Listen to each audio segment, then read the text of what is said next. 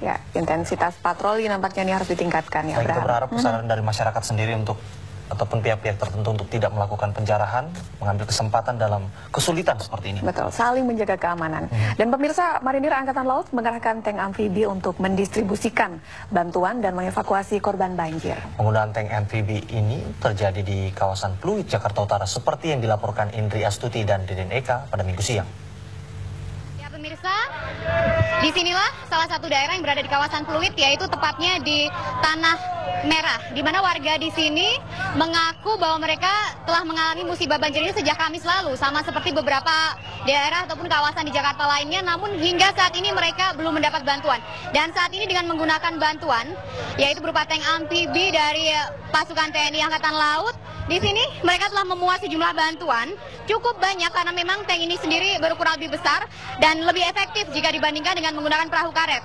Di sini berdasarkan pantauan kami memang cukup banyak terdapat puluhan kardus bantuan, mulai dari air mineral, juga mie instan, juga ada beberapa biskuit, pakaian dan lain sebagainya pemirsa. Dan saat ini seperti yang mungkin dapat Anda saksikan di belakang saya, proses penyerahan dari bantuan sendiri sudah mulai dilakukan untuk warga di Tanah Merah ini. Anda dapat saksikan sendiri di sini masih cukup banyak warga yang memilih untuk tetap bertahan di rumahnya masing-masing. Walaupun memang posko bantuan telah dipusatkan ataupun ada di pusat, yaitu dikawasan di daerah Pluit sendiri. Di sini warga memang memilih bertahan karena memang tentunya dengan jumlah warga yang begitu banyak, cukup kesulitan juga bagi pemerintah untuk menyediakan tempat penampungan yang dapat muat menampung mereka semua pemirsa. Dan tentunya tidak hanya berhenti di sini, perjalanan selanjutnya dari bantuan menggunakan tank amfibi ini akan berlanjut ke kawasan di daerah Tanah Pasir yang juga hingga hari ini mengaku belum menerima bantuan.